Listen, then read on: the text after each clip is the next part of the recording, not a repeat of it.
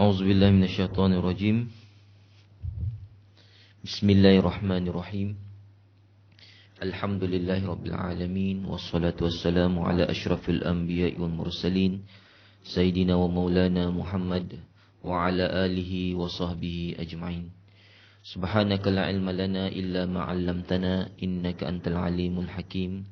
Rabbi shrah li sadri wa yassir li amri wahlul 'uqdatam min lisani yafqahu qawli. Allahumma iftah 'alaina hikmatak wa anshur 'alaina min khadaini rahmatika ya arhamar rahimin. Terlebih dahulu mengucapkan terima kasih dan anina kepada bis kita semua kerana sudi melapangkan masa dan juga mengikuti pengajian kitab turas, yaitu kitab Munyatul Musalli. Dan mudah-mudahan dengan perkongsian pada malam ini akan meningkatkan keimanan dan ketakwaan kita ni, lebih-lebih lagi dalam melaksanakan ibadah solat. Sebelum kita ni mulakan kuliah kita ni pada malam ini ataupun pengajian kita ni pada malam ini, ada baiknya kita ni sama-sama membaca surah Al-Fatihah dan sedekahkan kepada Syekh Daud Abdullah Al-Fatani dan guru-guru kita ni, ahli keluarga kita ni, dan juga kepada Nabi junjungan kita Nabi Muhammad dan ahli keluarganya dan para sahabat dan para tabi'in. Ila hadratin Nabil Mustafa Rasulullah sallallahu alaihi wasallam wa ala alihi wa ashabihi al-kiram wa tabi'at tabi'ina wa tabi'ahum bi ihsan ila yaumiddin wa ala kulli niyatin salihah. Al-Fatihah. A'udzu billahi minasyaitonir rajim. Bismillahirrahmanirrahim. Alhamdulillahi rabbil alamin. Ar-Rahmanir Rahim. Maliki yaumiddin. Iyyaka na'budu wa iyyaka nasta'in. Ihdinas siratal mustaqim. Shiratal ladzina an'amta 'alaihim ghairil maghdubi 'alaihim waladdallin. Amin. Apa khabar bis kita semua? Malam ni sajuk sedikitnya. Kalau sebelum-sebelum ni terasa lagi panas-panasnya ni. Ini sajuk te benar. Saya pun kajar-kajar di depan ni. Alhamdulillah, nikmat Allah. Okey, kita ni akan meneruskan siri ketiga ataupun istilahnya minggu ketiga. Pengajian kita ni kitab Munyatul Musalli. Dan alhamdulillah kita ni sudah membincangkan beberapa perkara yang lalu. Di antaranya sembahyang adalah jalan bagi orang yang bertakwa, dan rupa bentuk sembahyang yang perlu kita ni jaga dari sudut pelaksanaannya supaya sembahyang kita ni itu sempurna. Ada dua rupa bentuk, iaitu rupa zahir dan juga rupa bentuk batin. Alhamdulillah. Jadi ada yang macam baru saya melihat semuanya. Ni baru ni kalian mengikut ya. Mudah-mudahan Ustazah sekarang dapat mengulang pengajiannya tu. Kalau tu tanya-tanya saja. Mengapa? Okey, ini kita ni teruskan kepada siri yang ketiga ataupun yang ini, iaitu muka surat 5. Muka surat 5. Saya lupa ni ya. Terpampan. Muka surat 5. Baris di atas sekali. Dalam kitab bis kita, muka surat 5. Baris di atas sekali. Iaitu Bismillahirrahmanirrahim. Kata Muhammad bin Ali Tirmizi radhiyallahu anhu, bermula sembahyang itu imaduddin, dan ialah yang pertama difardukan dia Allah Ta'ala atas segala muslimin. Itu sembahyang. Ini mudah kali dipahami ya. Mudah kita ni fahami. Cuma dalam kitab ini kata Muhammad Ali Tirmizi, secara ini terus terang, saya tidak pasti siapa Muhammad bin Ali Tirmizi ni. Rasanya bukan Imam At-Tirmizi. Kalau mengikut dalam kitab ini, seorang ulama sufi yang hidup pada abad ketiga hijrah. Artinya dalam 200 ke 300 hijrah tu. Tapi kalau saya melihat kepada latar belakang Imam At-Tirmizi, ia dilahirkan pada 206 hijrah. Jadi mungkin besar kemungkinan inilah Imam At-Tirmizi. Tapi kalau dari segi nama, Muhammad Isa At-Tirmizi, Muhammad bin Isa At-Tirmizi. Jadi ada sedikit kalau sini Muhammad bin Ali, Muhammad bin Ali At-Tirmizi. Tapi apapun hakikatnya, kalau kita melihat kepada ini, beliau menjelaskan bahawa bermula sembahyang itu Imaduddin. Tahu Imaduddin? Imad, daripada perkataan bahasa Arab. Imad artinya tiang. Din rasanya semua tahu kali ya. Saifuddin, pedang agama, apa lagi? Macam-macam ni yang din ni. Yang penting din itu adalah agama. Ada juga nama pelajar saya namanya Den Hamzah. Itu bukan din. Atau Den itu mungkin nama apa ni kata ni? Waris Den wallahu alam. Tapi di sini bermula sembahyang itu sebagai tiang agama. Dalam arti kata lain, kalau kita ini hendak mendirikan sembahyang, maka agama kita ini akan sedikit, bukan lagi sedikit, besar kemungkinan akan runtuh. Sebab tiang sembahyang ini kalau sudah tiang ini kalau tidak ada kukuh, ia boleh menyebabkan bangunan itu akan roboh. Jadi kalau kita faham ya, dan ia adalah yang pertama difardukan dia oleh Allah Subhanahu Wa Taala ke atas segala muslimin itu sembahyang. Jadi maksudnya di sini Allah mewajibkan, memfardukan kepada semua kepada semua muslim, orang Islam, ialah sembahyang. Dan inilah yang awal-awal. Dan kalau kita ini mengingati kisah, dan lagi batah kita ini minggu depan kita ini akan melihat semula ataupun mendengar semula kisah Isra' dan Mi'raj. Di mana di sanalah sembahyang akan diceritakan bagaimana sembahyang difardukan. Bagaimana sembahyang difardukan, diwajibkan. Sebelum Nabi di Isra' Mi'rajkan, Nabi secara umumnya sebenarnya sembahyang ini difardukan kepada umat-umat terdahulu. Umat terdahulu ada disyariatkan. Cuma pada sebelum Nabi Isra' Mi'raj, Nabi mengerjakan 2 rakaat di waktu pagi, 2 rakaat di waktu petang. Sebelum di Isra' Mi'rajkan. Setelah di Isra' Mi'rajkan, seperti mana ini saya ringkaskan, kalau saya ceritakan mungkin dah cukuplah masa kita ni. Tapi secara ringkasnya, apabila Nabi daripada Madinah ke mana ni, Baitul Maqdis, subhanallah asra bi 'abdihi minal laili asra minal Masjidil Haram, daripada Masjidil Haram kepada Masjidil Aqsa, kemudian diangkat ke langit, diangkat ke langit sehingga berjumpa dengan Allah. Mengikut peringkat-peringkat dia punya tingkatan-tingkatan langitnya. Tingkatan-tingkatan langitnya. Dan tingkatan yang ini Baitul Izzah, ia berjumpa dengan Allah Subhanahu Wa Taala. Kalau saya ni silap je tu namanya Baitul Izzah. Saya pun ingat lupa sudah kisah Isra' Mi'raj ni. Tapi sekarang dekat-dekat tu banyak ni bercerita. Jadi ingat ni. Lalu Nabi berjumpa dan disyaratkan 50 waktu. Lalu apabila turun ditegur, naik semula minta diskaun menjadi 40 kurang 10, akhirnya menjadi 5 rakaat sahaja. Jadi itulah mula-mula yang difardukan kepada umat Islam. Jadi Allah telah mewajibkan kepada kita ini melalui Nabi Muhammad sallallahu alaihi wasallam, iaitu untuk bersembahyang 5 waktu. Jadi kalau kita ini melihat di sini, as-salatu imaduddin. Kalau kita ini melihat di sini, ia hadis dhaif, hadis dhaif. Namun walaupun ia ada sandaran yang sahih, di mana hadis itu berbunyi, Ra'sul amri al-Islam wa umuduhu as-salah wa zirwatu sanamihi al-jihad. Pokok segala perkara ialah Islam. Pokok segala urusan adalah Islam. Tiangnya adalah solat dan kemuncaknya adalah berjihad. Itu ia punya sandaran yang kuat.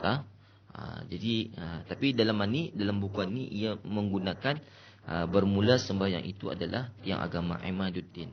Jadi boleh dikuatkan melalui hadis yang diriwayatkan At-Tirmizi. Dan ini pun kalau tadi melihat memang riwayat Imam At-Tirmizi yang ini yang saya bacakan tadi itu. Tapi as-salatul Imaduddin tadi bukan diriwayatkan oleh Imam Tirmizi. Mungkin ini pada andaian saja. Apabila Imam Tirmizi membacakan hadis ini, Ra'sul Amri Islam wa umuduhu as-salah. Jadi ia punya natijah as-salah Imaduddin. Sembahyang adalah tiang agama. Wallahu a'lam. Dan ini seperti mana yang saya jelaskan tadi, sembahyanglah yang pertama difardukan kepada umat Islam. Okey. Dan diteruskan barisan kedua dari atas. Bermula sembahyang itu berhadap Allah Ta'ala atas segala hambanya, supaya berhadap segala hamba itu kepadanya dalam rupa kehambaan. Saya minta maaf, mungkin malam ini ada sedikit barat untuk kita ini memahami. Tapi insyaAllah saya akan mudahkan untuk kita ini sama-sama kita ini memahami teks ataupun syarahan daripada kitabnya. Memang ia ada menggunakan bahasa-bahasa Arab. Jadi saya ulang lagi sekali. Bermula sembahyang itu berhadap Allah Ta'ala atas segala hambanya, supaya berhadap segala hamba itu kepadanya dalam rupa kehambaan dengan keadaannya tazallulan. Tazallulan, yakni merendahkan dirinya, dan tasliman, yakni menyerahkan dirinya bagi Tuhannya, dan tabazzulan, yakni hina, dan takhadduan, yakni dengan khudu', dan takhasyu'an, yakni dengan khusyuk, taraghuban, yakni gemar dan suka, dan tamallukan, yakni dengan rindu dendam. Maka wukuf itu, yakni berdiri, itu merupa tazallul. Dan takbir itu rupa taslim. Dan sana dan tilawah itu rupa tabazzul, dan rukuk itu rupa takhaddu', dan sujud itu rupa takhasyu', dan julus itu rupa taraghub, dan tasyahud itu rupa tamalluk. Kalau kata ni baca balik-balik, saya pun bingung. Bingung apa ni maksudnya ni. Okey.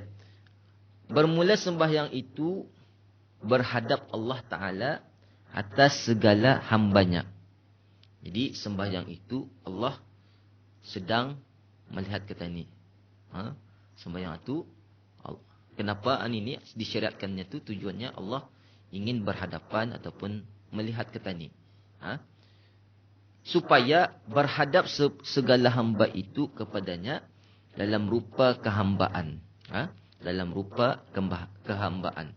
Dalam arti kata lain, supaya apa ketanian ini berhadapan dengan Allah, Allah berhadapan dengan kita ni, supaya kita ni berhadap kepada Allah itunya dengan bentuk rupa sebagai seorang hamba Allah. Ibadullah. Apa keadaannya? Dengan keadaannya itunya tazallulan. Dengan keadaan tazallulan. Di sini ada dijelaskan, yakni merendahkan diri. Jadi kata ini berhadapan dengan Allah itu, menghadap Allah, memperhambakan diri Allah kepada Allah dengan merendahkan diri. Dan tasliman. Selain daripada itu, kata ini juga berhadapan dengan Allah, menghadap Allah dengan keadaan tasliman, menyerahkan diri kepada Allah Subhanahu wa taala. Itu yang kedua. Dan yang ketiga, keadaan kata ni ialah dalam keadaan tabazzulan. Dalam keadaan tabazzul. Tabazzulan. Yakni dalam keadaan hina. Yakni dalam keadaan hina. Dan yang keempat, dalam keadaan takhaddu'an. Takhaddu'an. Yakni dengan khuduk. Khuduk ni menundukkan diri. Di sini dia bagi terjemahan Arabnya. Terjemahannya. Dibaginya takhaddu'an yakni dengan khuduk. Tapi tadi sering mendengar perkataan khuduk'annya. Tapi adakah kata ni ini? Tahu apa maksud khuduk' itu? Artinya ialah merendahkan diri. Ataupun menundukkan diri. Dan dalam keadaan takhasyu'an. Takhasyu'an. Ini yang kelima. Yang kelima. Dalam keadaan takhasyu'an. Ini seperti mana yang saya jelaskan sebelum ini. Dalam keadaan khusyuk. Fokus bis kita pun ini. Artinya fokus pun kita ingat. Apa arti fokus? Khusyuk ini. Kata ni akan bergerak. Ataupun perbuatan kata ni itu. Akan bergerak melainkan dalam perbuatan sembahyang saja. Apapun dalam keadaan nyamuk melintaskah, apakah kata ini tetap dalam keadaan khusyuk. Dan taraghuban. Dalam keadaan yang keenam iaitu dalam keadaan taraghub. Taraghub yakni gemar dan suka. Sekarang ada diperjelaskan. Apa maksud dalam keadaan gemar dan suka ni? Kalau sekali ini macam hobi tu bunyi-bunyinya, tapi bukan. Gemar dan suka. Dan dalam keadaan tamallukan. Ini lagi bahayanya. Yakni dengan rindu dendam. Macam bunyi lagu ada je bunyinya. Apa tajuk lagu? Rindu dendam. Tamallukan, yakni dengan rindu dendam. Jadi makanya ukuf itu, yakni berdiri itu merupa tazallul. Jadinya kata ni berdiri, dalam keadaan kata ni berdiri sembahyang atunya, ialah dalam keadaan tazallul. Tazallul tadi apa artinya? Rendah diri. Merendahkan diri. So konsep sembahyang kata ni berdiri itu bukan kata ni kan face to face Allah bermegah diri. Bukannya kan aku sembahyang, bukan. Tapi adalah tujuannya tu adalah merendah diri. InsyaAllah akan diterangkan lebih lanjut sekarang dalam slide yang seterusnya. Saat ini saya ringkas-ringkaskan supaya kita faham dulu. Mana dia? Maka wukuf itu. Wukuf ini maksudnya berdiri, berhenti. Kan kalau tanya ni wukuf dia rapah apa dan sebagainya. Tapi itu lain lagi kita berhenti di satu tempat. Jadi kalau kita ni berhenti di satu tempat ini artinya berdiri. Kalau sembahyang, berhenti di satu tempat. Kita ni berjalan ke surau, ke mana tempat sembahyang, akhirnya kita ni berdiri. Wukuf, berhenti. Jadi dalam keadaan berdiri. Dan diri kata ni itu adalah dalam keadaan rendah. Merendahkan diri. Bukannya rendah diri berdiri itu. Hati kata ni, jiwa kata ni dalam keadaan rendah. Dan takbir itu rupa taslim. Takbiratul ihram, Allahu Akbar. Itu sebenarnya dalam keadaan kata ni menyerahkan diri. Menyerahkan diri kepada Allah Subhanahu Wa Taala. InsyaAllah akan diterangkan apa maksud taslim itu. Dan sana dan tilawah. Sana ni daripada perkataan bahasa Arab, iaitu maksudnya tu pujian. Memuji. Dan tilawah, bacaan. Artinya apa yang kata dalam sembahyang, kata ni membaca tasbih, tahmid, dan juga apa yang tadi baca surah Al-Fatihah dan sebagainya. Apa-apa sajalah yang kata ni baca, itu adalah rupa tazallul. Tazallulan ni merendahkan diri. Tazallulan merendahkan diri. Ini kan tahu tazallul, merendahkan diri. Dan sana dan tilawah itu rupa tabazul. Maafkan saya fikir tazallulan tadi. Tabazulan yakni hina. Hina. Artinya kata ini dalam keadaan hina. Sekarang insyaAllah akan diterangkan. Apa maksud hina? Di sana. Dan rukuk itu rupa takhaddu'. Ini sudah saya terangkan apa arti takhadu', iaitu dengan khuduk, iaitu menundukkan diri. Kan kata ni rokok menundukkan diri kan. Tapi itu tu kadang-kadang kata ni sembahyang ni ingin menghayati perbuatan-perbuatan kita ni. InsyaAllah akan diterangkan. Saya ni sabar sebenarnya akan menerangkan apa perbuatan-perbuatan ni. Tapi ini kalau kita ni memahami, insyaAllah kualiti sembahyang kita ni akan lebih baik daripada sebelumnya. InsyaAllah. Okey, kemudian mana dia? Rukuk itu rupa takhaddu' dan sujud itu rupa takhasyuk. Dalam keadaan kita ni sujud itu hendaklah keadaan kita ni itu dalam keadaan khusyuk. Dan seterusnya dan julus itu rupa taraghub. Jadi dalam arti kata lain, kalau kita ni duduk, maka keadaan kita ni sebenarnya adalah dalam keadaan gemar dan suka. Dan tasyahud itu rupa tamalluq. Rupa tamalluq tadi apa? Tamalluq yang dengan rindu dendam. Okey. Secara ini saya dapat menghuraikan kepada kita, menerangkan kepada kita. Inilah hakikat dan keadaan perbuatan dalam solat kita ni. Hakikat dalam kita ni melakukan ibadah solat. Kita ni mengangkat tangan, kita ni tunduk, kita ni rukuk. Sebenarnya ada tujuan-tujuan yang tertentu. Ada tujuan-tujuan yang tertentu. Bukan saja-saja kita ni mengangkat takbiratul ihram. Bukan saja-saja kita ni membaca ayat-ayat ini.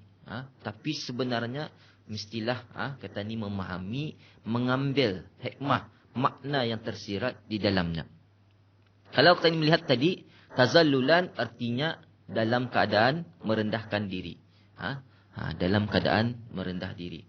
Jadi kalau kita ni membaca ini berdiri, sembahyang dalam keadaan berdiri, hendaklah kita ni merasakan yang kata ni itu berhadapan dengan Allah dan kata ni rasanya kata ni rendah diri. Jangan bermegah-megah, jangan takabur, jangan riya. Ini kadang-kadang disebabkan pakaian, disebabkan apa segala macam. Tani indah ada rasa rendah diri itu. Sepatutnya kita ni berdiri itu sebabnya kenapa ketika kita ni berdiri, kita ni melihat tempat sujud. Kenapa disunatkan kepada kita ni melihat tempat sujud. Dalam arti kata lain, supaya kita ni dapat merendahkan diri kita ni. Macam kalau orang kita ni melihat kalau face to face cuma ni, tidak ada rasa kan, tidak ada feel. Tapi apabila orang tu marah, kita ni kan tunduk tak? Kita ni terasa rendah. Rasa rendah diri. Ni lagi orang mulia. Itu kalau kita ni cuma tu.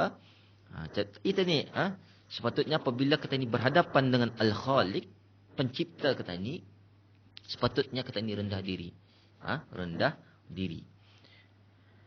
Kemudian, terlampau hampir tu juga. Tasliman. Tasliman. Keadaan kedua, ketika kata ni sembahyang, mestilah dalam keadaan menyerahkan diri. Itu sebabnya kata ni mengangkat ini, kalau kata ni melihat, bila kata ni menyerahkan diri, ketika mengangkat takbiratul ihram.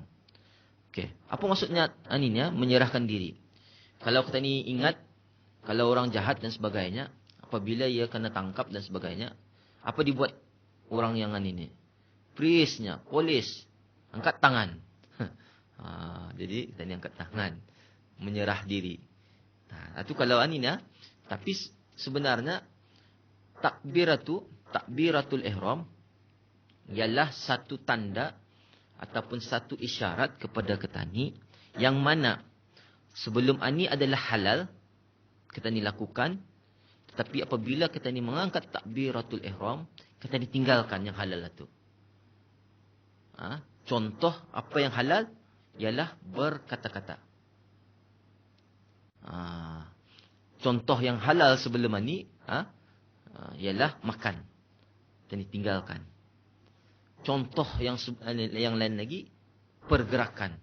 Sebelum ini kita ni boleh bergerak bebas. Tetapi apabila kita ni mengangkat takbiratul ihram, Allahu Akbar, kita ni serahkan diri kita ni meninggalkan apa yang dilarang di dalam sembahyang itu, dan kita ni sedang berhadapan dengan Allah Subhanahu Wa Taala. Jadi kita ni serahkan perkara-perkara duniawi yang dihalalkan sebelum ni. Lebih-lebih lagi, ni belum lagi cerita pasal fikirannya, insya-Allah ada karang. Belum lagi cerita pasal hati, belum lagi cerita pasal ni. Tapi ni baru kita ni melihat kan takbiratul ihram itu sebenarnya perkara yang halal sebelum ini adalah haram. Itu maksudnya ihram. Mengharamkan sesuatu. Jadi apa yang halal sebelum ini adalah haram. Apa lagi yang halal? Berpusing. Kan kalau ni dia boleh sekali-sekali kita ni berpusing. Mesti berhadapan dengan Allah. Jadi kita ni menyerahkan diri kita ni itu, dan kita ni sedang berhadapan dengan Allah Subhanahu Wa Taala. Seterusnya tabazzulan. Pujian dan bacaan kita ni itu hendaklah dalam keadaan hina. Kita ni merasa diri kita ni itu kan di sininya adalah rupa bentuk bacaan kata niatunya dalam keadaan tabazzulan. Tilawah wasana dalam keadaan tabazzulan. Dalam arti kata lain, kita ni hendaklah ketika membaca, kita ni merasa diri kita ni tidak berkuasa. Itu sebabnya ketika kita ni mengangkat takbiratul ihram, Allahu Akbar, tani adalah hamba yang hina, yang tidak ada kuasa, melainkan Allah juga yang mengizinkan. Apabila kata ni membaca Subhana rabbiyal azimi wa bihamdih, memuji, tahmid, segala puji bagi Allah, Tuhan yang maha mulia, azimi wa bihamdih, kalau a'la yang maha tinggi. Jadi kalau kita ni melihat di sini, sepatutnya pujian katanya itu mestilah dengan rasa tadi itu. Bukan baca-baca saja. Subhana rabbiyal azimi wa bihamdih, subhana rabbiyal azimi wa bihamdih, subhana rabbiyal azimi wa bihamdih. Jadi kurang tak kalau hanya baca-baca saja. Tapi sepatutnya ketika kita ni membaca itu, kita ni rasakan bahawa kita ni tidak ada kuasa. Kita ni adalah makhluk yang hina, banyak melakukan dosa. Hingga lepas daripada kesalahan. Jadi kita ni puji Allah, minta ampunlah. Kalau kita ni melihat, ini kalau kita ni lihat perbuatan bacaan itu bila yang pujian-pujian ini, dan bila masanya kita ni meminta keampunan. Kalau kita ni lihat, kita ni memuji ialah ketika rukuk dan sujud. Itu memuji. Tapi dalam keadaan ini, berdiri, dalam kata ni duduk dan sebagainya, kata ni membuat pengakuan, kata ni meminta keampunan, kata ni minta pertolongan dan segala macam. Contoh bacaan Fatihah. Iyyaka na'budu wa iyyaka nasta'in. Itu ikrar, pengakuan kata ni. Belum lagi ada doa iftitah, inna salati wa nusuki wa mahyaya wa mamati lillahi rabbil alamin. Sesungguhnya sembahyangku, ibadatku dan sebagainya adalah kerana Allah Subhanahu Wa Taala. Sesungguhnya aku memperhambakan diri dan meminta pertolongan kepada Allah. Itu ikrar kita ni kan. Dalam masa yang kita ni, ini doa. Tapi kalau kita ni melihat bacaan-bacaan itu tadi, sepatutnya kita ni hibakan diri kita ni itu dengan rasa rendah, hina. Itu sepatutnya. Sepatutnya. Bukan baca-baca saja. Artinya, itu sebabnya untuk kita ni menjiwai sembahyang itu, bacaan kita ni itu mesti selari bah. Apa mulut kita ni cakapkan, apa yang ada di dalam hati kita ni. Apa ada rasa di hati kita ni. Baru ia akan meningkatkan rasa keinsafan, rasa kesedaran bahawa kita ni itu adalah hamba Allah. Kalau nganya kita ni sembahyang baca disebabkan ini rukun, disebabkan ini sunat, atau mungkin kurang. Punya kita ni kurang feel, kurang rasa, kurang zuk. Tapi kalau kita ni menghadirkan rasa-rasa ini tadi, menyerahkan diri, merendahkan diri, hina, keadaan-keadaan inilah, maka barulah kualiti sembahyang kita ni itu akan meningkat. Dan takhaddu'an. Bis kita nak sejukkan lah. Saya kajar-kajar pelang di depan ni. Allahumma salli ala Muhammad. Rasa takhasyu'an, kekhusyukan. Dalam kata ni sembahyang, mestilah ada rasa kekhusyukan. Dan rupa-rupanya, takhaddu'an, menundukkan diri. Menundukkan diri. Itu sebabnya, pada tempat tertentu, haram kata ni menundukkan diri. Tapi ada juga diharuskan. Macam kalau kata ni bersalam kepada kedua ibu bapa, ini not masalah. Tapi ada keadaan-keadaan sebenarnya menundukkan diri ini adalah hak Allah. Menundukkan diri ini adalah hak Allah. Memperhambakan diri dengan tunduk kepadanya, itu adalah hak Allah. Tetapi kalau tujuan kata ni tunduk itu adalah sebagai penghormatan, maka itu tidak ada masalah. Contohnya, kalau kita ni melihat budaya orang Jepun. Saya katakan tak? Ataupun kata ni budaya kita ni apabila bersalam, ini tunduk. Jadi itu tidak masalah. Tapi sebenarnya untuk menundukkan diri ini sebenarnya adalah hak Allah. Dan itu ada dalam sembahyang. Kata ni rokok. Rokok. Okey. Kita teruskan kekhusyukan, takhasyu'an.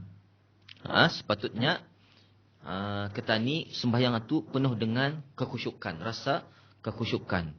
Dan bila masanya kita ni dapat mengkhusyukkan ini, saya pun memikirkan macam mana kan rasa khusyuk, mendapatkan kekhusyukan ini. Dan apabila saya ini melihat, meneliti, apabila kita ni rukuk, sujud, kita ni merasa gelap. Lulus tak? Kita ni merasa gelap. Dan itu sebabnya untuk kita ni beribadah adalah waktu yang paling gelap. Yang kita ni bersunyi-sunyian, bukan paling gelap. Waktu kita ni bersunyi-sunyian. Dan masa sujud itulah kita ni bersunyi-sunyian. Mata kita ni tertutup. Hati kita ni tertumpuk. Telinga kita ni tutup. Fokus. Membaca Subhana Rabbiyal A'la wa bihamdih. Dan inilah namanya untuk kata ni, untuk fokus. Macam mana kan fokus satu? Segala ini pandangan kata ni hendaklah ditutup dan hanya ada Allah Subhanahu wa taala pada pandangan mata kita ni, telinga kita ni dan segalanya. Artinya hati kita ni itu hendaklah khusyuk kepada Allah Subhanahu wa taala. Dan taraghuban. Taraghuban maksudnya tu tadi ialah minat dan suka. Kalau tadi di dalam kitab gemar dan suka, gemar dan suka. Tapi maksud di sini ialah dalam keadaan duduk. Apabila kita ni duduk, mestilah katanya tu ada rasa kita ni kesukaan atau bah. Ni kata ni berminat untuk meneruskan ibadah katanya tu. Lebih-lebih lagi apabila katanya ni membaca apa bacaannya ketika tadi duduk ni, Rabbighfirli warhamni wajburni warfa'ni warzuqni wahdini wa'afini wa'fu anni. Apa ada di sana? Ya Allah, berikanlah aku pengampunan. Warhamni, berikanlah aku kerahmatanmu. Wajburni, berikanlah aku kecukupan. Warfa'ni, angkatlah derajatku, martabatku, kedudukanku. Jangan aku dipandang hina kepada orang lain. Orang melihat katanya tu dipandang hina. Warfa'ni, warzuqni, berikanlah aku rezeki. Wahdini, berikanlah aku hidayah. Berikanlah aku hidayah. Sekali lagi, wa'fu anni, wahdini wa'afini. Berikanlah aku keafiatan. Wa'fu anni, berilah aku keampunan. Sekali lagi, minta keampunan. Mungkin kata ni, sepatutnya rasa suka tu kata ni cinta kepada Allah Subhanahu Wa Taala. Jadi apabila kata ni meminta semua ni, mesti dengan senang hati, mesti penuh dengan, bukannya akan baca Rabbighfirli warhamni wajburni wafa'ni warzuqni wahdini wafini wafani. Enggak. Sebenarnya mesti dengan kasih sayang. Macam mana kata ni sayangkan orang, minta pertolongan. Macam arah indong kata ni, arah mama kata ni. Macam tu sepatutnya. Mak, tolong ke dia aku, mak. Macam tu bah. Penuh dengan kasih sayang. Penuh dengan, dia kata ni, yalah. Bukannya minta-minta kepada Allah ni, cuma tu saja. Macam kalau kata ni lah, apa rasanya? Bah, minta ku, mampunkan ke dia aku, minta ku duit. Apa rasa kata ni? Bisa je lah mo ni.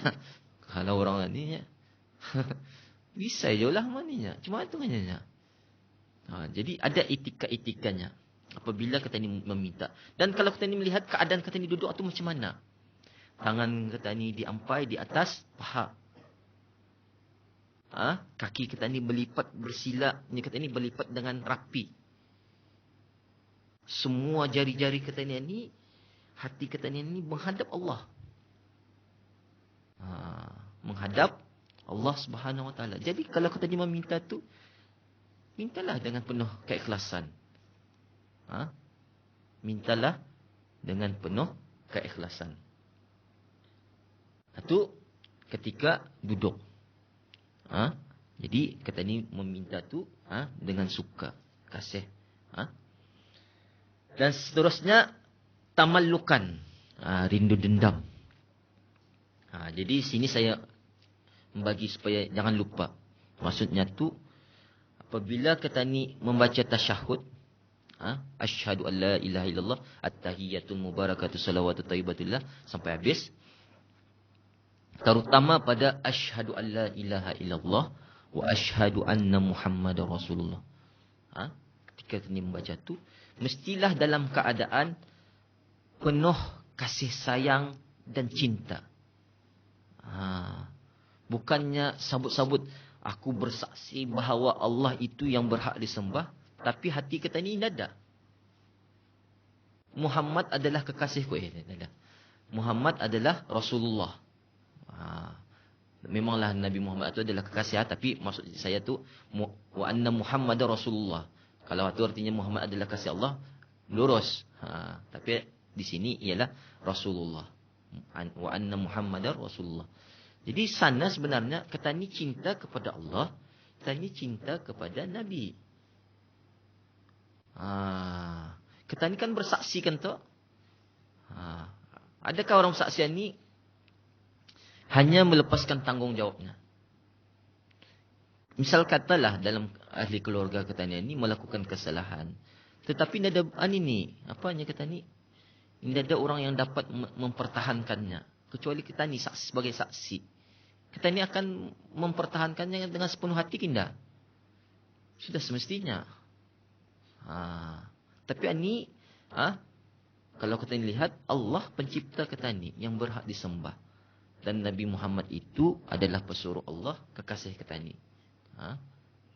Jadi sepatutnya, itu sebabnya Habibi Rasulullah. Kalau kita lihat, semua ni sepatutnya apabila kita ni membaca tasyahud itu, mestilah dengan kita ni menaruh perasaan kita ni itu penuh dengan kecintaan dan kasih sayang, bukan sabut-sabut saja.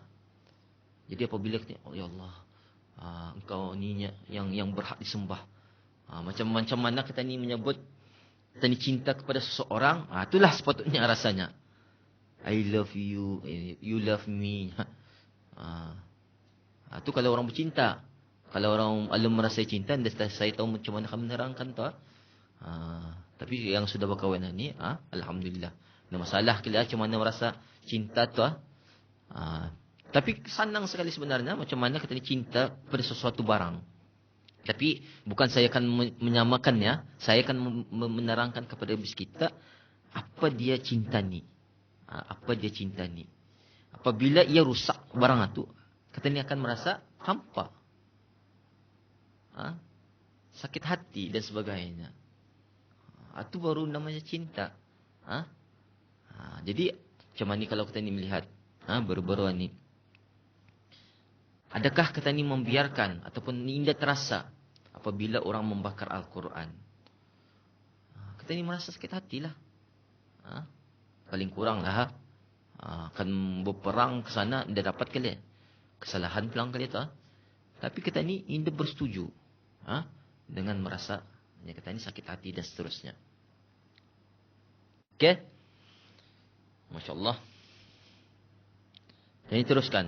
Dan ini keadaan-keadaan ini ada kaitannya dengan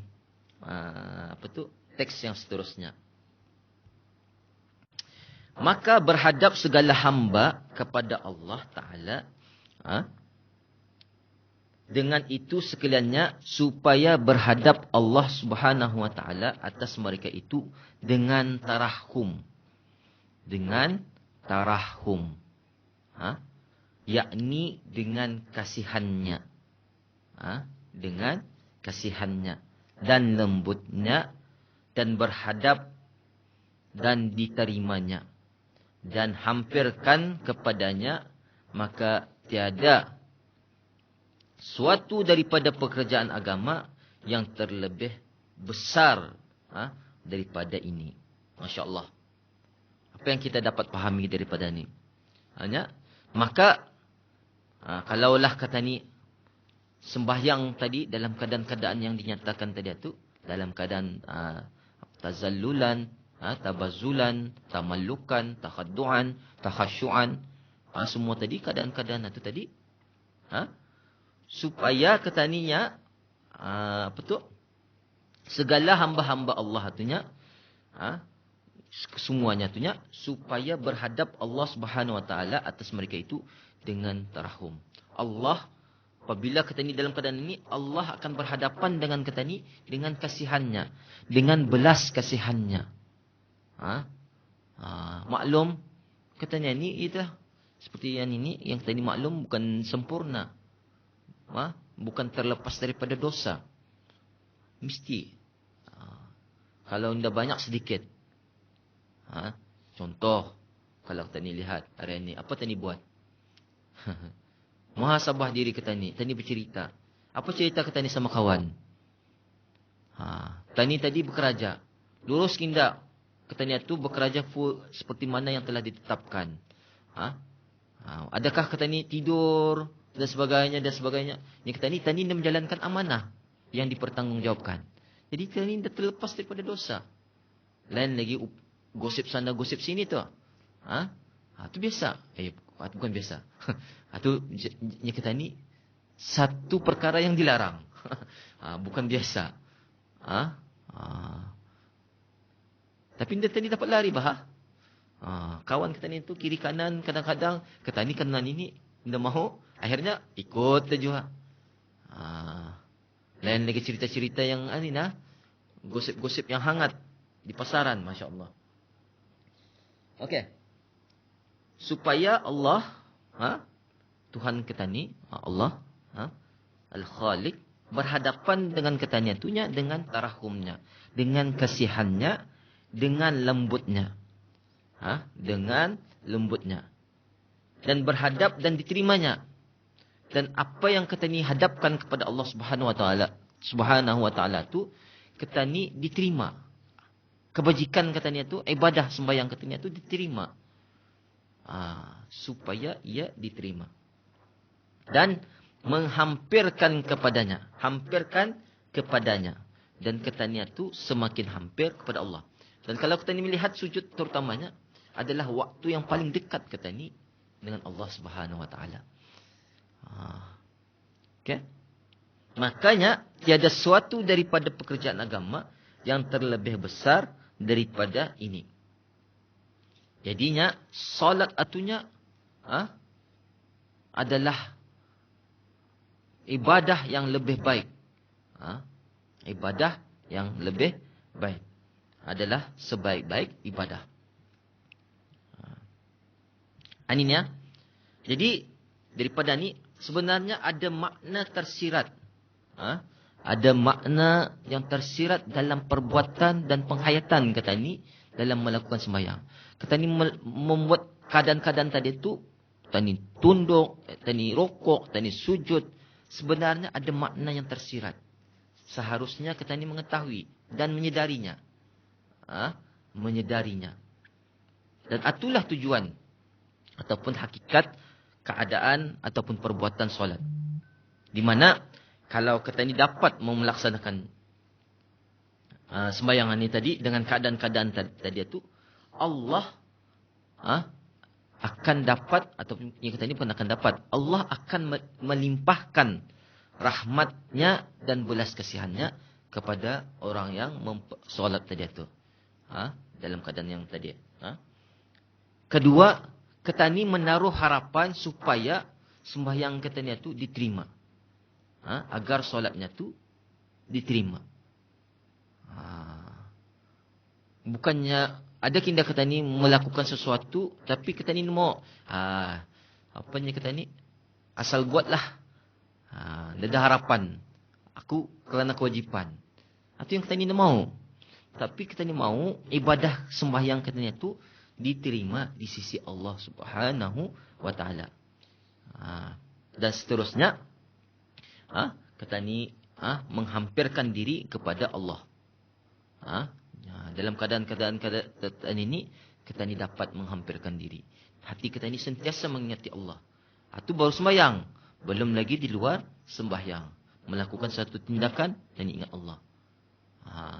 Kan tadi kalau tadi sembahyang Allahu Akbar, kan makanlah kita ni, kan bercakaplah kita ni, dan ingat Allah enggak?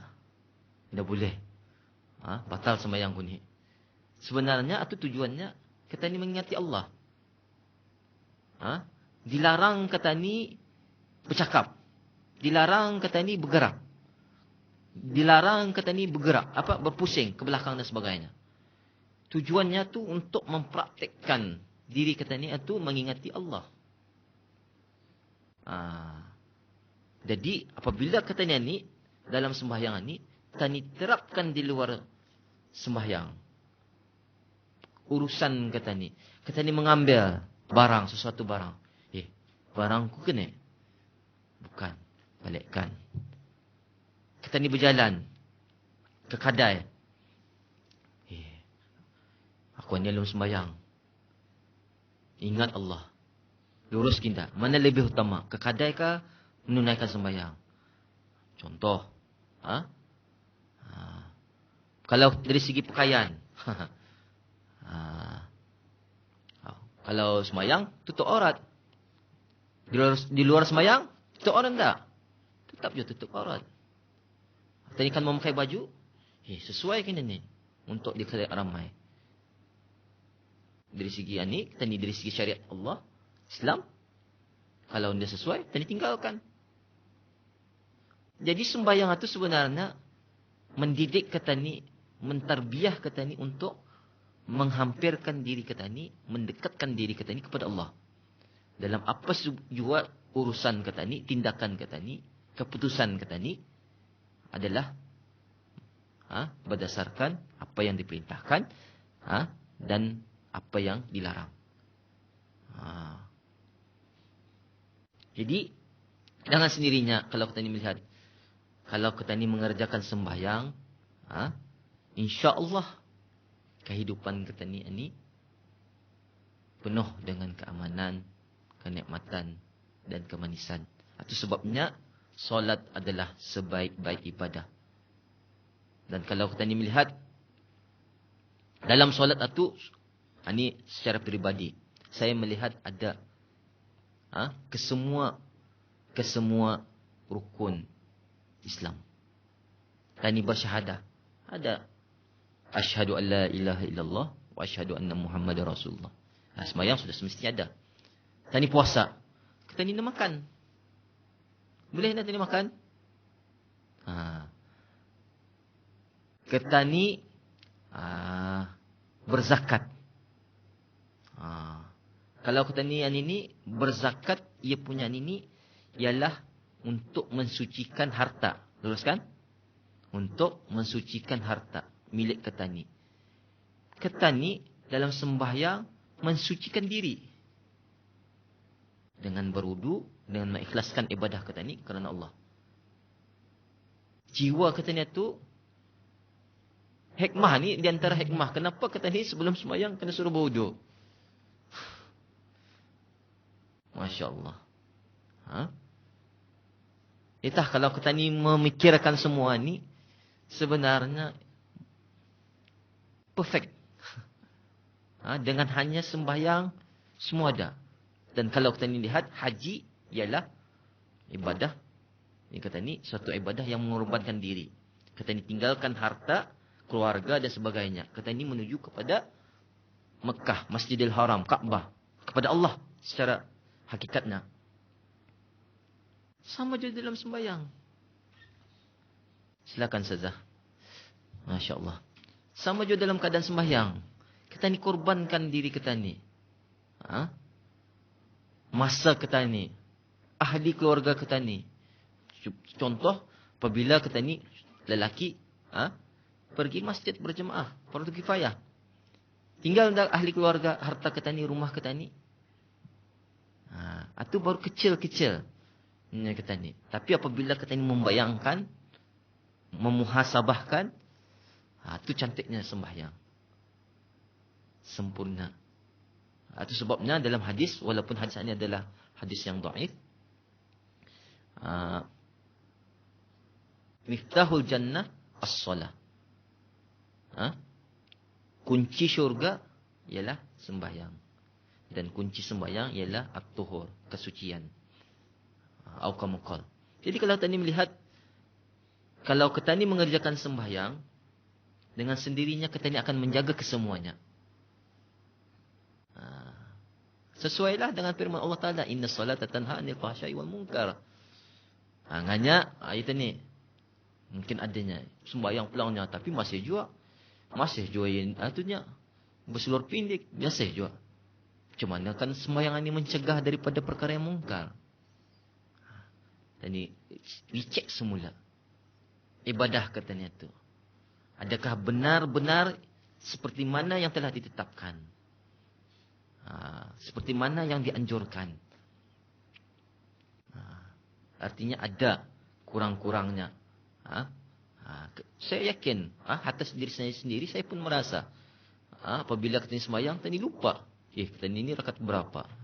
Sudah kita aku berniat tadi. Itu menunjukkan bahawa manusia ini dah sempurna. Kita ini dah sempurna. Tapi itu tu, yang penting kita ini berusaha membuat yang terbaik dalam mengerjakan ibadah, khususnya apabila kita ni mula-mula di awal itu. Kalau awal kita ni benar-benar, insya-Allah akhirnya akan mengikut. Maklum, kita ni awal tu misal kata Allah saja aku sembahyang kerana Allah Taala. Sembahyang zuhur ke apakah? Allahu Akbar. Auzubillahi minasyaitonirrajim. Bismillahirrahmanirrahim. Ini imam membacanya. Kita ni hati kita ni mula melayang. Telinga, badan di masjid, hati sudah keluar. Melihat, selipar aku ni selamat kinda. Kasut ku ni selamat. Dengar lagi bunyi hujan. Lah, basah tak kasut ku ni. Tapi kalau orang dari mula, dia akan tetap tu. InsyaAllah, Allah akan menjaga. Difokuskannya kembali. InsyaAllah. Ini pengalaman saya tapi itu tahan namanya. Apabila kita ini menunaikan haji, apabila kita ini mengampai selipar atau tadi mikirkan bah. Sekarang balik hotel ni menilang selipar ni macam mana ni? Pernah merasai? Time tengah hari lagi. Bukannya sajok tu. Berjalan lah tu. Tapi itu akhirnya minjam no slipper wakaf itu, membeli dulu. Jadi sekarang nextnya tu, ya tanya, jadi pemikirannya tu dalam pikiran-pikiran kita ni. Tapi yang penting kita ni berusaha. Pastikan dengan membaca ketika meletakkan slipper itu, mudah-mudahan selamat dan sebagainya. InsyaAllah. Akhirnya dia lagi berlaku. Kalau kita ni ialah ini menyerahkan diri kita ni, urusan duniawi kita ni kepada Allah. Kita dicuba ni. Dicuba. Diuji. Pasti akan diuji. Okey. Ada soalan? Karau je badan saya rasanya. Menahan ni. Tambah lagi saja. Okey, kita teruskan. Dan ini ada. Seterusnya. Ada kaitan dengan yang sebelumnya tadi. Sebagaimananya. Sabda Nabi SAW. Dan sabda Nabi SAW. Bermula sembahyang itu nur. Bermula sembahyang itu nur. Dan lagi sabdanya, sabda Rasulullah SAW.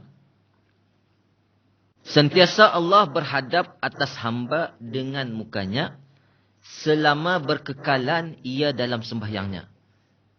Kan tadi kita ni membincangkan, mengungsikan macam mana kita ni berhadapan Allah, supaya kita ni mendapat tarahumnya. Kita ni mengharap supaya sembahyang kita ni itu diterima. Dalam arti kata lain, supaya kita ni dapat mendekatkan diri kepada Allah Subhanahu Wa Taala. Jadi kalau kita ni melihat di sininya, sentiasa Allah berhadap atas hamba dengan mukanya selama berkekalan ia dalam sembahyangnya. Dan bahawasanya Allah Subhanahu Wa Taala mendirikan mukanya kepada seorang kamu selama ada berkekalan berhadapan ia atasnya. Boleh dipahami tak? Senang sedikit. Alhamdulillah. Tadi itu payah sedikit. Dan kerana inilah adalah sembahyang sangat banyak faedahnya. Lagi ia membukakan bagi hati orang yang kepapaan dan yang mempunyai daruri daripada ahlul qulub. Ahlul qulub. Maka muliakan akan mereka itu tatkala mendirikan sembahyang, maka hilang pada hatinya daripada tiap-tiap yang digemarnya dan yang disukanya, dan hilanglah daripada hatinya daripada itu akan segala yang dikasihnya, yang lain daripada Allah Subhanahu Wa Taala. Dan kerana inilah, ini saya salah ni, sepatutnya ingin Subhanahu Wa Taala. Itu kadang tadi sambung. Jadi kalau kita melihat di sini, kenyataan seterusnya ialah sabda Rasulullah SAW bahawa sembahyang itu nur. Wassalatu nur, wassadaqatu burhan. Wassalatu nurun, wassadaqatu burhanun. Itu hadisnya tu, bermula sembahyang itu nur. Bahawa sembahyang itu adalah cahaya, wassadaqatu burhan. Dan sedekah itu hidayah. Hidayah. Dan lagi sabdanya, sabda Rasulullah SAW, sentiasa Allah berhadap atas hamba dengan mukanya selagi mana selama berkekalan ia dalam sembahyangnya, selagi mana ia tetap dalam keadaan bersembahyang. Dan bahawasanya Allah Ta'ala mendirikan mukanya, artinya menghadapkan mukanya. Menghadapkan mukanya kepada seorang kamu, kepada hambanya, selama mana ia ada berkekalan berhadap ia atasnya. Artinya selagi mana ia dalam keadaan menetap kiblat ataupun menghadap Allah Subhanahu wa taala. Menghadap ini, berkekalan ini bukan yang asal menghadap ke hadapan itu. Maksudnya tu tadi ia dalam merasa rendah diri, ia merasa menundukkan dirinya, itu tu. Yang kekhusyukan, yang merasa hina. Selagi mana ia merasa tadi keadaan-keadaan itu, maka Allah tidak akan memalingkan mukanya. Allah tidak akan memalingkan mukanya. Dan kerana inilah adalah sembahyang itu, sangat banyak faedahnya. Sembahyang ini banyak faedahnya, banyak hikmahnya, banyak manfaatnya. Di mananya lagi ia membukakan bagi hati orang yang kepapaan. Orang yang dalam ini memerlukan kesusahan, kepapaan, kesusahan. Dan yang mempunyai daruri, yang keperluan yang sangat mendesak, darurat, dalam keadaan mudarat, daruri, mendesak, ataupun kalau kita ni daruriyat ni, kalau tidak ada, ia akan berlaku kemusnahan, kerosakan, kebinasaan. Artinya terdesak, macam lamas, terdesak nak, terdesak. Kalau lapar, yang kata ni akan mati dengan indah, terdesak indah. Itulah maksudnya daruriyat tu. Jadi sembahyang tadi itu dapat membuka hati. Hatinya memberi ketenangan. Itu sebabnya saya sebelum ini pada sesi pertama kedua, sembahyang itu apabila kita dalam kesusahan, sembahyang. Apabila kita ni banyak hutang, sembahyang. Apabila kita ni banyak masalah, sembahyang. Sebab ia akan menenangkan hati kita ni. Memberi jalan penyelesaian. Mengatasi bagaimana untuk kita ni berhadapan dengan apa yang kita ni hadapi. Kalau kita ni berharta, mintalah kepada Allah. Bukan minta kepada orang. Mungkin orang dan sebagainya tu adalah jalan Allah yang memberi petunjuk. Disebabkan kita ni sembahyang, Allah bagi jalan kemudahan untuk mengatasi. Macam baru-baru ni saya kongsikan kisah. Bukan bermakna saya tu bukan beritahu saya sembahyang, bukan. Tapi disebabkan sembahyanglah, maksud saya tu membawa anak keluarga dan sebagainya, sembahyang di masjid. Dalam kita ni rehlah, dalam perjalanan, sembahyang tu dijaga, dibawa kanak-kanak tu sembahyang zuhur, asar, jamak dan sebagainya. Pada satu masa saya ni pancit tahun baru Cina, bila je batah tu tahun baru Cina ni, baru-baru ni, dalam 2 minggu ke 3 minggu sudahkah lalunya. Pancit, ada skru di dalamnya. Sana kemari ni mencari mengunjar workshop tahun baru Cina tutup workshop. Susah hati tu macam mana? Paksa ke ke stesen minyak mencari pam untuk mempam. Ia kurang angin saya kata, tapi makin teruk. Dipam tu dulu. Tengah-tengah keluar kan mencari workshop ni, mula tanyalah Rakesha. Tanya Rakesha, di mana kedai workshop buka? Cuba ujung sananya. Ia pun beritahu ni, cuba ujung sananya. Tapi yang dia yakin ni bukannya Anton Hurcina, namanya workshop Saya pun menuju ke tempat yang ditunjuknya tu. Tunjuknya tu. Tapi tengah-tengah saya menuju tu, entah macam mana tergerak di hati untuk menahan Grab. Orang bawa motor ni, Grab yang mengantar barang itu, minta tunjukkan jalan. Kan dia tahu ditunjuknya tu sana, coba.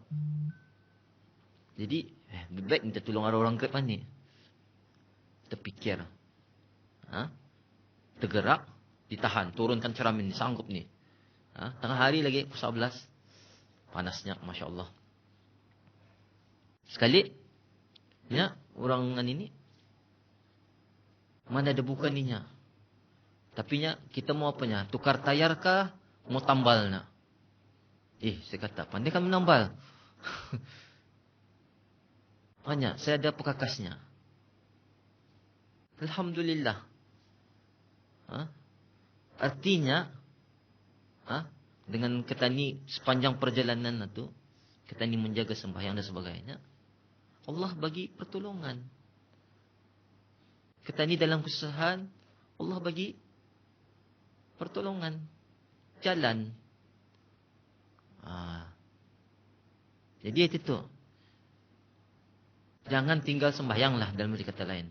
Dalam apa keadaan sekalipun. Walaupun kadang-kadang kita ni menyuruh anak sembahyang ni barat, bukannya senang.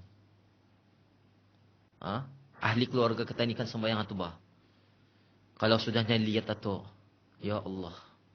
Tapi yang cantiknya kalau kita ni pahami ayat Quran itu, ada kadang selepas ini kalau saya sempat ini 82 setengah jam. Masya Allah.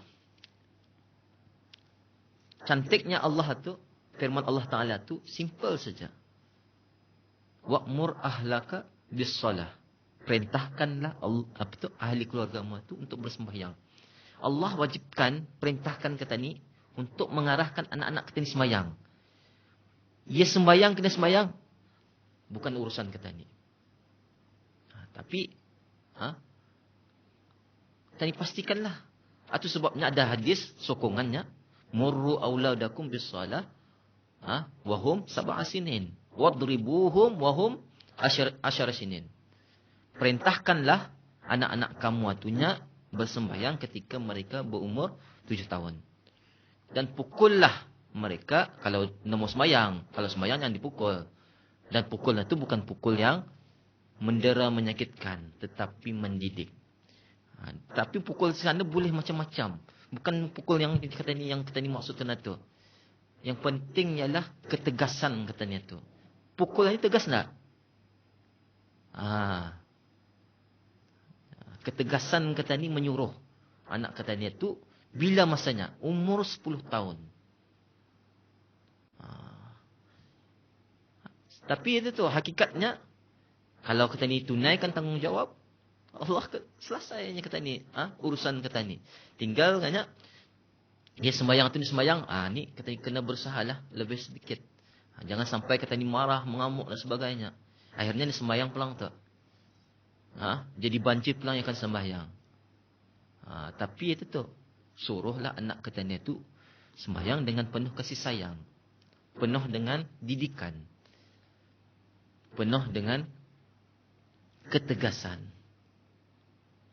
Rasanya bis kita lagi tahu. Saya nak naninya mengajar bis kita sebab anak-anak ni orang ni berbeza-beza. Kalau kita ni dia suruh dia dalam keadaan marah, dia mau akhirnya dia pulang mau kalau kita ni dia dalam keadaan marah, dia pulang mau sembahyang tu bah. Tapi kalau tadi marah sembahyang itu. Itu saya katakan tadi itu. Ikut keadaan. Bila masanya kita ni menyuruh sembahyang ni dalam keadaan marah, bila dalam keadaan ketegasan, bila dalam keadaan yang selebihnya. Kadang-kadang saya suka melihat anak-anak. Sebab itu ni. Kita ni melalui macam mana kita ni menyuruh anak-anak kita ni sembahyang. Saya ingat dulu masa zaman saya sekolah Arab, guru-guru itu membanguni kami sembahyang subuh. Masya Allah. Pagi-pagi. Yang mengampas basinya tu ke katil-katil kami. Suruhnya kami sembahyang. Bukannya mukul kami. Bukannya marahi kami. Jadi dibayangkan tu macam mana. Dia nyuruh kami sembahyang tu.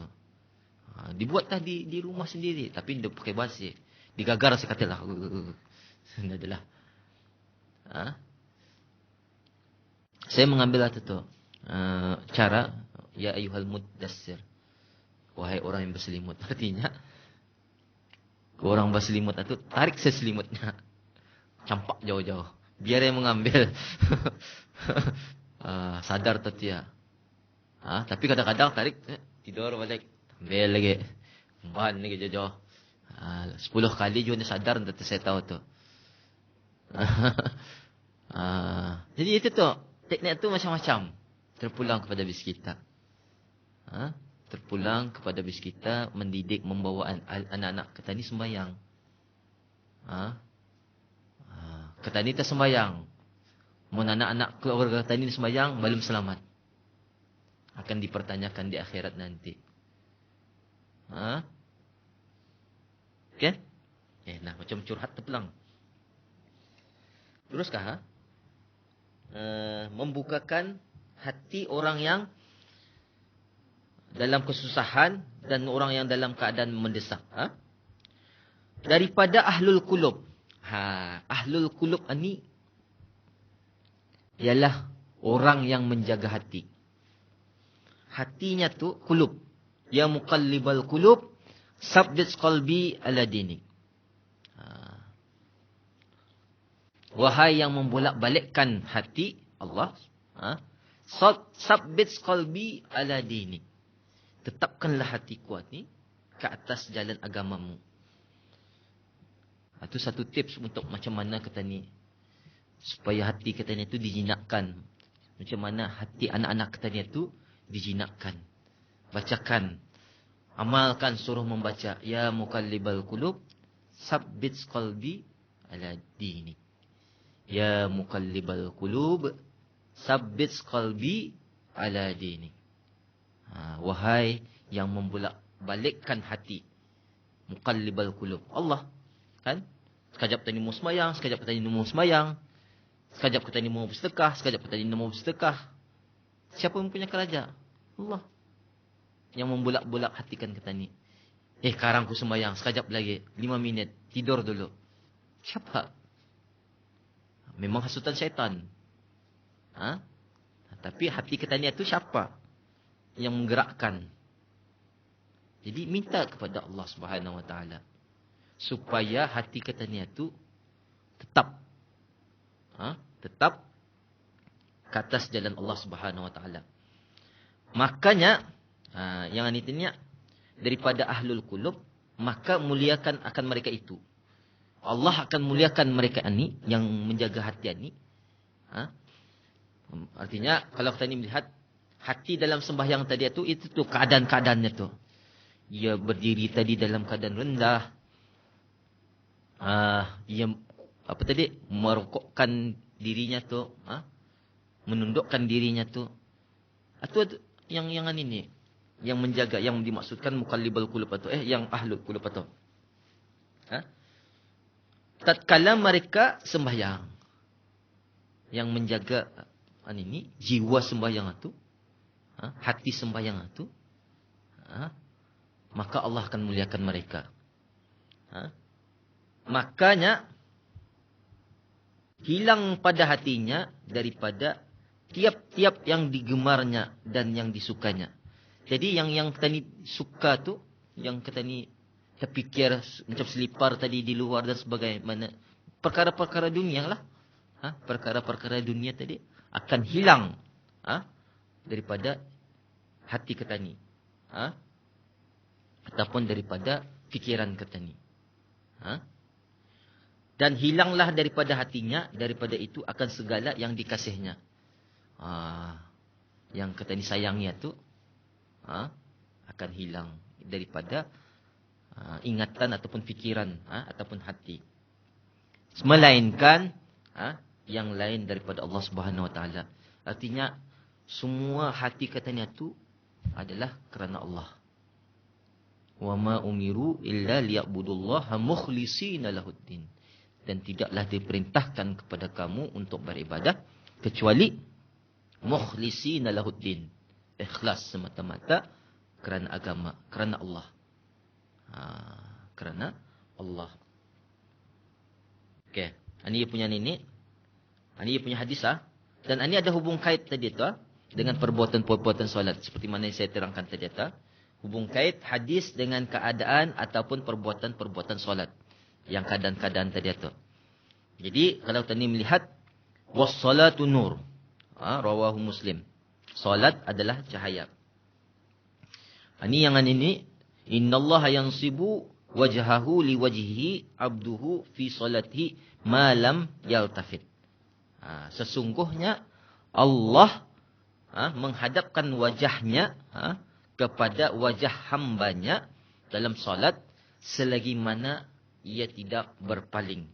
Tinggalan jinya. Berpaling. Jadi daripada ni apa hikmahnya? Apa tadi kan banyak faedahnya tu. Apa hikmahnya? Hikmahnya ni terbalik. Membuka pintu hati orang dalam kesusahan dan keperluan yang mendesak, khususnya bagi ahlul qulub. Ahlil qulub. Hati yang ahli menjaga hati. Di mana Allah akan muliakan orang yang solat, yang ahlul qulub ini tadi, apabila ia solat, perkara-perkara yang diminatinya dan disukainya hilang daripada fikiran dan hati. Kedua, segala yang disayanginya dan dicintainya hilang daripada fikiran hatinya. Jadi ia meninggalkan semua duniawi ini. Yang dipikirkannya ialah Allah Subhanahu wa ta'ala. Melainkan hanya Allah jua di hatinya.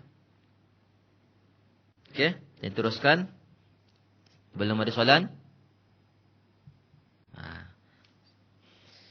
Okey. Teruskan. Lurus. Wa'muruha. Dan kerana inilahnya firman Allah Subhanahu wa ta'ala, wa'mur ahlaka bis-salati wastabir 'alaiha la nas'aluka rizqa nahnu narzuquka. Nahnu narzuquka. Suruh olehmu, kalau orang kurang-kurangan ini payah membaca ni ulihim. Suruh olehmu akan ahli kamu dengan mendirikan sembahyang dan sabar ia atasnya. Wastabir 'alaiha. Tiada kami pinta akan kamu rezeki kami. Tiada kami pinta akan kamu rezeki. Kami yang memberi rezeki akan kamu. Kami yang memberi rezeki akan kamu.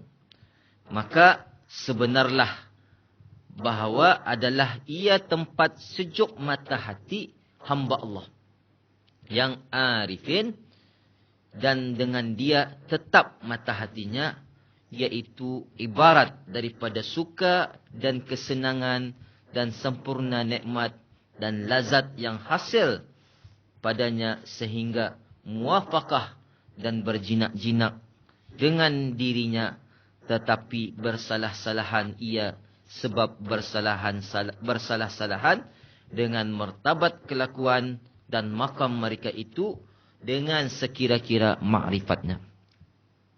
Baik. Seterusnya,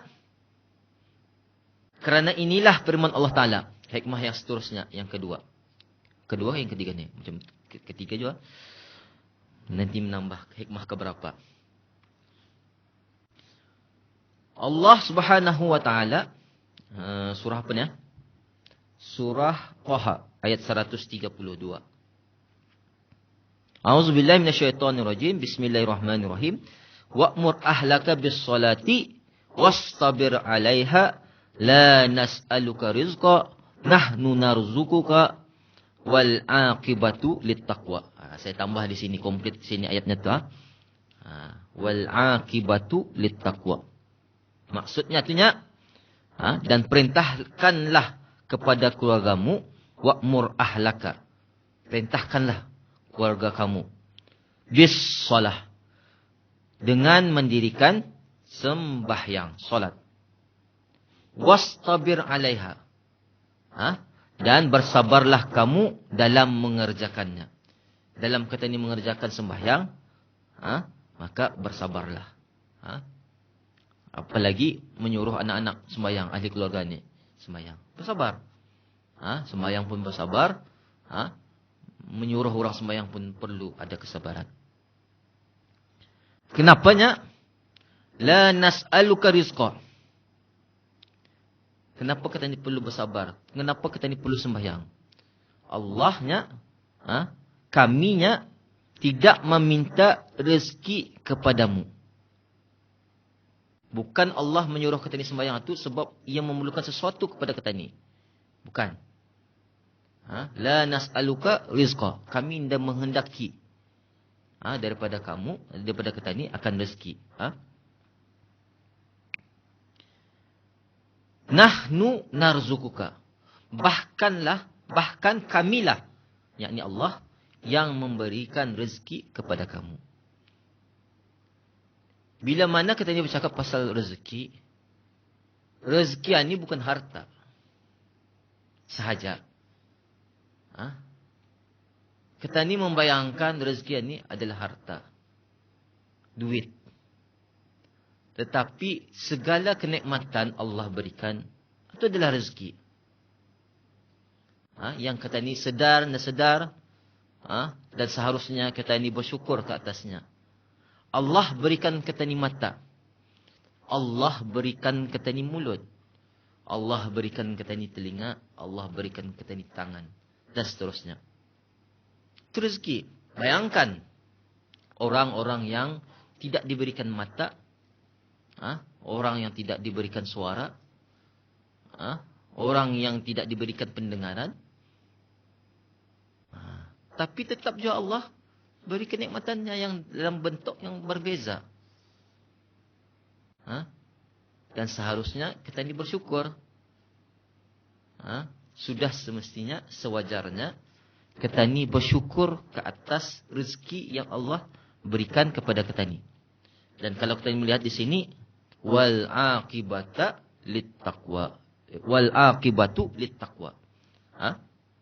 Dan inilah hanya dengan kata ini sembahyang, bersabar, adalah ganjaran, balasan bagi orang yang bertakwa. Rezeki, kenikmatan. Ini kan suruh oleh kamu akan ahli. Ini sudah saya terangkan. Tiada kami pinta akan kamu. Artinya Allah tidak meminta kepada kata ini rezeki. Kami yang memberi rezeki. Jadi di sini dihuraikannya. Yang memberi rezeki akan kamu. Maka sebenarlah bahawa adalah ia tempat sejuk mata hati. Maka sembahyang ininya, hakikatnya, hikmahnya, ialah menyejuk mata hati. Artinya memberi ketenangan jiwa. Memberikan jiwa. Ju'ilat qurrata aini fi shalah. Dan kalau kita melihat, kita ini sering berdoa. Apa doanya? Allahumma rabbana hablana min azwajina wa zuriyatina qurrata ayun. Qurrata ayun. Ya Allah, berikanlah kami keluarga rezeki apa? Allahumma rabbana hablana, sebab apa? Pemberian. Allahumma rabbana hablana min azwajina, daripada isteri-isteri kami, min azwajina wa zuriyatina, dan zuriat-zuriat kami qurrata ayun, yang menyejukkan mata hati. Dan kalau kita melihat solat ini artinya doa. Solat ini artinya doa. Dalam arti kata lain, apabila kita ini bersembahyang, kita ini sedang bermunajat kepada Allah Subhanahu wa taala. Bermunajat kepada Allah Subhanahu wa taala, yang mana apabila kita ini ikhlas mengerjakan sembahyang, insya-Allah apapun permintaan kita ni, apapun permasalahan kita ni, apapun yang kita ni hadapi, akan ada jalannya. Akan Allah berikan. Di mana, apalagi kalau kita ni melihatnya, kalaulah kita ni dibagi duit. Anda pulang menumpuk daripada Allah tu 1,000, 2,000, 10,000, 1 juta. Tidak. Tapi bayangkan kalau Allah lumpukkan harta di depan mata kita ni. Segala kenikmatan itu kita ni kumpul, hendak pulang kita ni terkira tu nikmat-nikmat Allah tu, rezeki-rezeki Allah tu, kalau kita ni kan kira-kira, masya-Allah, hendak akan terkira.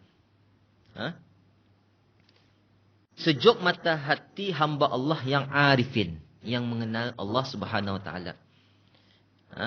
Di mananya dengan dia tetap mata hatinya, yaitu hati kita ni akan tetap ibarat daripada suka dan kesenangan, sempurna nikmat dan lazat yang hasil padanya. Artinya apabila kita ni mengerjakan sembahyang, apabila kita ni ini, hati kita ni tenang, dan dalam masa yang sama, apa yang kita ni suka, apa yang kita ni pinta, apa yang kita ni kasihi, nikmat-nikmat itu akan sempurna. Sehingga kita ni mendapat kemanisan di dalamnya. Lazat atau kemanisan. Hasilnya tu kita ni akan kita ni sukalah minum macam kita ni minum manisan, suka enggak? Sehingga muafakah dan berjinak-jinak dengan dirinya. Sehingga katanya tu perbuatan katanya tu dapat kata ni selari, sepakat. Muafakah, sepakat. Perbuatan katanya tu sembahyang dan sebagainya akan sepakat. Jinak. Artinya indah melakukan di luar batasan. Hati katanya tu tenang kan? Kalau orang marah, kata ni balas marah dengan kata ni, apa kan jadi? Tapi kalau orang yang tenang, dia akan jadi baik. Jadi apapun musibah kepada kita ni, ujian kepada kita ni, apabila kita ni tenang, natijahnya akan baik. Hasilnya akan baik. Cuma mana kan kita ni tenang hati? Itu sebabnya kalau kita ni marah, apa yang Nabi ajar? Duduklah. Kalau kita ni marah, duduk. Kalau masih jauh marah, apa? Limpang, tidur. Malamkan dulu. Kalau istilah kami itu malamkan dulu. Kalau masih jauh marah, bodoh. Siram dia. Bagi kesadaran. Dengan berwudu ni tadi sebenarnya apa? Menenangkan jiwa kita ni, hati kita ni itu dengan air sembahyang. Sebenarnya ada tarbiyah di dalamnya tu. Yang kita ni indah nampak. Kita kalau kita ni dalam keadaan marah, dalam keadaan kita ni terutama kalau kita ni kan menyiap keraja, kena kacau, tu lagi. Masya Allah. Karang apa? Seperti kata ni kan. Tapi kalau kita ni tenang, siap nak keraja kita ni. Walau apa keadaan sekalipun, anak mengacau, anilah apalah, urusan kita ni makin bertimbun-timbun. Rasa tertekan tak? Tertekan. Tapi kalau kita ni bawa sembahyang, tertekan dah kita ni. Kalau kita ni tenang hati kita ni, tertekan dah kita ni. Artinya akan jadi baik. Jadi untuk menyelesaikan sesuatu ni, untuk berhadapan dengan sesuatu yang menekan kita ni itu ialah tenang. Ala bizikrillah tatmainnul qulub. Sesuai. Bukanlah berzikir, mengingat di Allah itunya akan menenangkan hati kita ni. Menenangkan hati. Tatmainnal qulub. Masya Allah. Namunnya, tetapi bersalahan-salahan ia sebab bersalahan-salahan dengan martabat kelakuan dan makam mereka itu. Tapinya, tajuk ini kita kesukaan lah. Kajar-kajar orang percakapannya. Paksa dengan tenang hati ni bercakap. Keadaan aninya bersalahan di antara satu sama lain. Ketenangan natunya, ini sama label kedudukannya tu. Indah sama kedudukannya tu disebabkan berbeza-bezanya kelakuannya dan makamnya. Berbeza-beza kelakuan dan makamnya mereka itu. Dengan sekira-kira makrifatnya, dengan ukuran-ukuran makrifatnya. Pengetahuannya tu. Kalau ia sembahyang, contoh, itu yang dimasukkan ini. Kalau ia sembahyang peluang ya. Tapi indah dengan keadaan-keadaan tadi tu. Mungkin ia akan melakukan dosa. Mungkin apabila ia diuji dengan satuan ini, ia akan termakan, umpan.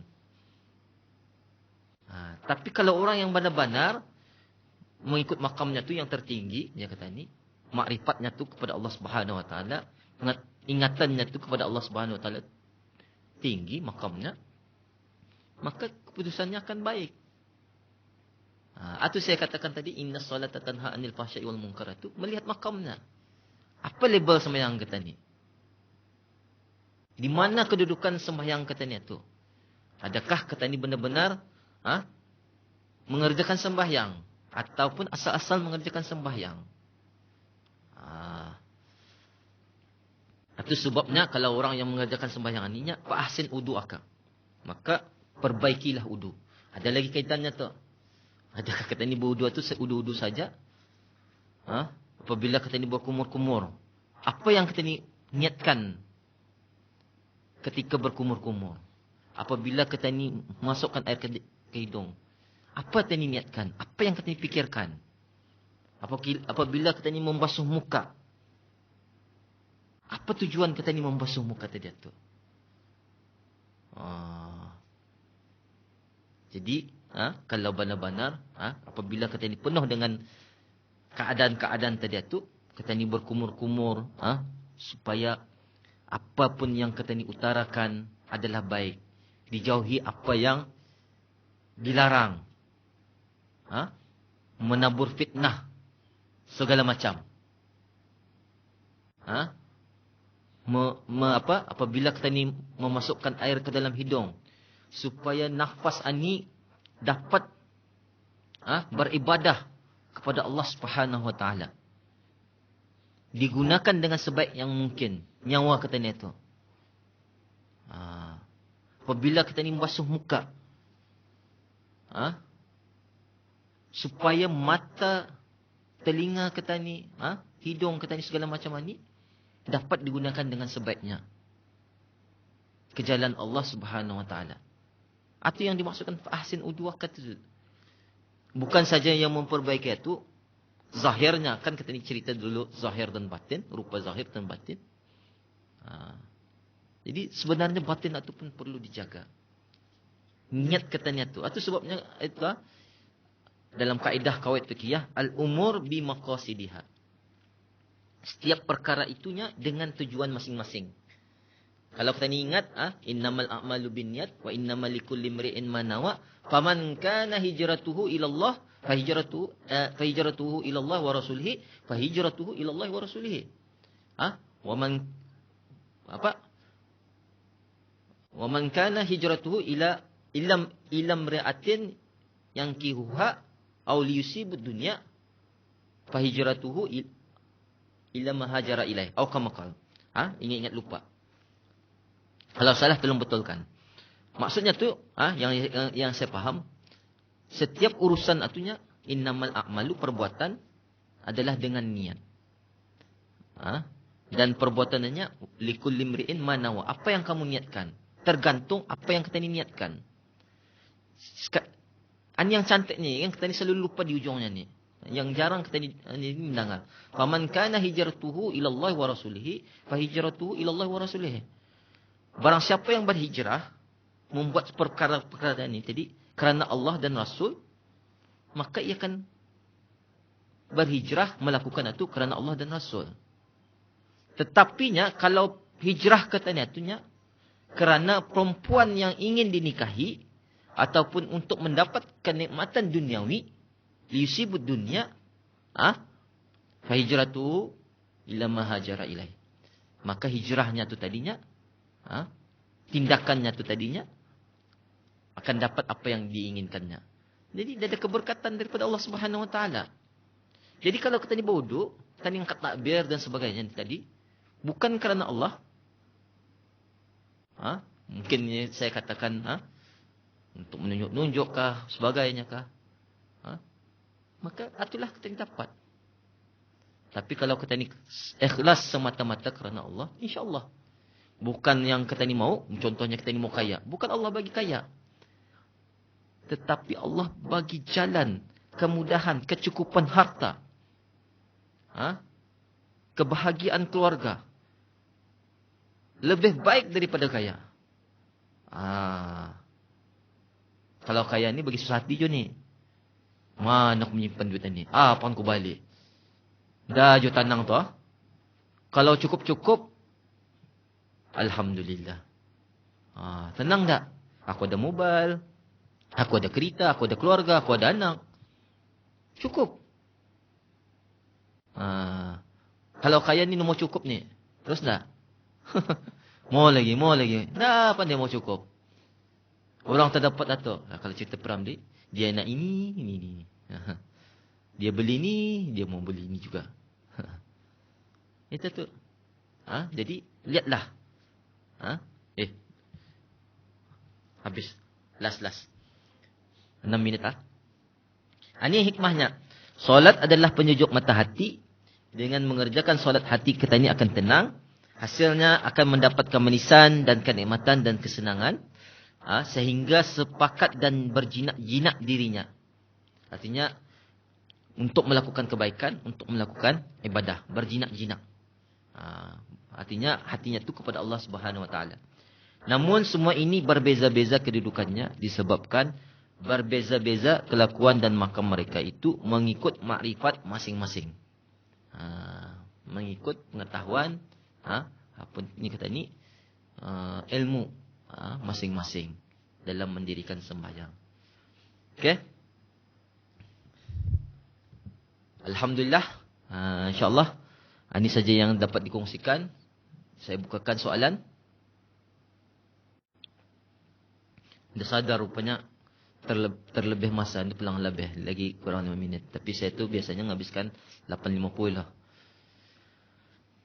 untuk sesi soal jawab. Ada? Masya-Allah. Alhamdulillah. Silakan. Bahawa solat yang saya maksudkannya tu ialah jaga solat 5 waktu. Sebab ia wajib. Dan di sanalah kita ni berdoa. Paling kurang. Kalau kita ni bangun malam, tapi ni solat 5 waktu, mungkin dijawab, diberi pertolongan, mungkin tak. Mungkin diberi hidayah. Wallahu a'lam. Itu diserahkan kepada Allah Subhanahu Wa Taala. Tapi kalau ia mengerjakan sembahyang 5 waktu, tahajud, qiyamul lail, itu lagi baik. Allah akan lagi menjawab. Apa ia punya tu? Wa iza sa'alaka ibadi fa inni qarib ujibu da'watad da'i iza da'an. Sekiranya hambakunya sa'alaka ibadi, anninya akan aku, artinya meminta akan pertolongan, anni tentang akunya, fa inni qarib, katakanlah bahawa aku, yakni Allah Subhanahu Wa Taala, dekat saja, qarib. Ujibu da'watad da'an. Ujibu da'watad da'an. Payah baca perlahan ni. Wa iza sa'alaka ibadi fa inni qarib ujibu da'watad da'an. Teruskah? Kalau salah tolong betulkan. Kalau sudah tadi lancar, ini sudah menerangkan perlahan saja. Jadi mungkin ini. menjawab orang yang aku mengkabulkan menjawab orang yang meminta, tapinya dengan syaratnya fal yastajibuli. Tapinya mesti ikut apa yang ku dakwa, apa yang ku suruh. Wa iza sa'alaka ibadi fa inni qarib ujibud da'watad da'i ujibud da'watad da'an iza fal yastajibuli. Maka jawablah akunya. Macam itulah tu. Poinnya di sini ialah kalau tadi memahami ayat tadi tu, macam mana Allah akan membantu kita ni kalau kita ni indah beribadah dengan melakukan apa yang diperintahkan dan meninggalkan larangannya. Lebih-lebih lagi kalau kita ni memang solat sunat duha, tahajud itu mempunyai hikmah-hikmahnya yang tertentu. Macam duha tu apa yang kata ni memurahkan rezeki. Tahajud kata ni sedang bersunyi-sunyian, dan di mana orang yang lain tidur, kata ni sedang bermunajat kepada Allah Subhanahu Wa Taala. Macam bayangannya tu kalau kata ni wifi banyak makai, tapi Allah tidak pulang manin ya. Kerana ni. Tapi kalau waktu busy wifi, ia akan lagging, lambat sedikit sampainya. Tapi kalau ia waktu sunyi yang ramai ni laju ni. Bayangan saya bukannya bermakna Allah tu kalau sibuk, tidak. Tapi itu tu bayangan kepada kita ni. Lebih kata ni bersunyi-sunyian, lebih fokus kata ni berhadapan dengan Allah. InsyaAllah Allah akan menjawab ataupun memberi pertolongan kepada kita ni. Okey? Ada lagi? Terakhir 1 minit lagi. Hak bis kita 1 minit. Nada terkali tak? Kalau nada, kenapa? Ya. Kalau ada cadangan penambahbaikan silakan